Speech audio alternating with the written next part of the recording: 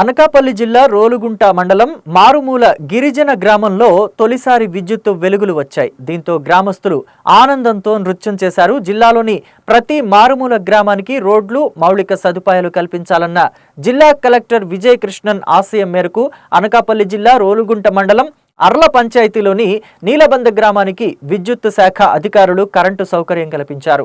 తొలిసారిగా విద్యుత్తును అందించడంతో గ్రామ ప్రజలు ఆనందం వ్యక్తం చేశారు. అనకాపల్లి సర్కిల్ ఎస్ఈ గొప్పు ప్రసాద్ వివరాలు తెలియజేస్తూ జిల్లా కలెక్టర్ విజయ్ కృష్ణన్ ప్రతిపాదనల మేరకు ఏపీ ఈపీడీసీఎల్ సీఎండీ ఇమ్మడి పృథ్వీతేజ్ ఆదేశాలతో విద్యుత్తు సదుపాయం లేని పీవీటీజీ గిరిజన ఆవాసాల్లో నివసిస్తున్న వారి ఇళ్లకు ఉచితంగా విద్యుత్ కనెక్షన్లను అందిస్తున్నామన్నారు. ఈ కార్యక్రమంలో భాగంగా నర్సీపట్నం గ్రామీణ ప్రాంతం పరిధి రోలుగుంట మండలంలో పితృగడ్డ గ్రామం నుండి 10 ఏళ్ల క్రితం వలస వెళ్లి నివాసం ఏర్పాటు చేసుకున్న రోడ్డు సౌకర్యం లేని నీలబంద గ్రామానికి నెట్వర్క్ ను ఏర్పాటు చేశారు. ఇందుకోసం సిబ్బంది 6 కిలోమీటర్ల మేర విద్యుత్తు స్తంభాలను మోసుకు వెళ్లి విద్యుత్తు సౌకర్యం కల్పించామన్నారు. గ్రామంలో 4 కుటుంబాలకు చెందిన 20 మంది నివసిస్తున్నారని, వారి ఇళ్లకు ఉచితంగా విద్యుత్తు కనెక్షన్లను అందించామన్నారు.